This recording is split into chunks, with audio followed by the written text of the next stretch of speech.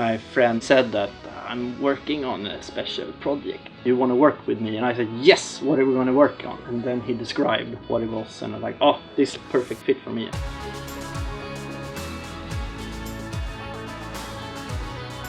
A lot of the people who joined Spotify really early on were KTH students. I used to be a teacher at KTH, so I get recruited by former students. And being a tenured professor at a university, which is basically job security for life, it was a little tough joining a startup which did not yet have any legal rights to stream music. I just realized that I was happier getting up in the morning when I was going to go to Spotify than I was when I was going to go to the university. It was about the people that I wanted to work with. Like I knew how good they were and like how fun we're gonna have. It's still like extremely fun to work on not the same but similar challenging problems. The US launch, the Facebook event, they were like big moments where everyone were gathered around to like, oh, let's see if this works or not. And one person was basically pressing the green button on a web page in order to make it possible to register without an invite. I think that was it, right? Yeah. And he pressed the button and nothing happened.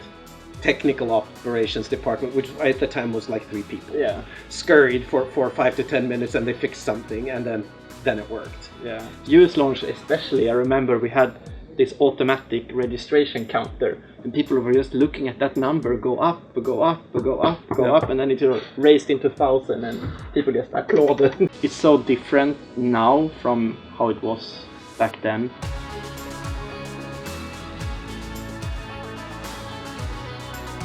When you started, it was less than 10 people, I think. Yeah. When I started, it was still less than 40. So you could know the name of everybody in the organization.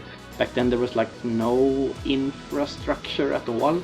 You were just given a desk and a computer. Here are some colleagues, decide what you're gonna do.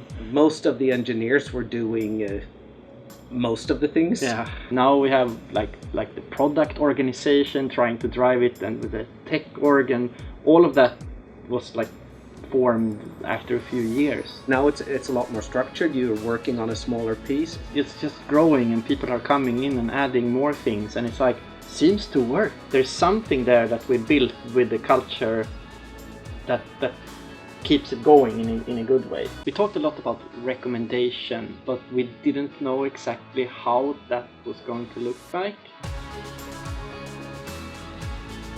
And they eventually wrote a lot of code that in turn was used to build Discover Weekly. It was like, this is amazing. This is just fantastic. It's like much better than I could imagine. And then when it was released, it just blew people's mind. That was really cool. I did not expect that at all. What I did work on was the playlist system that powers the playlist features, which are sort of core to a lot of things that Spotify do.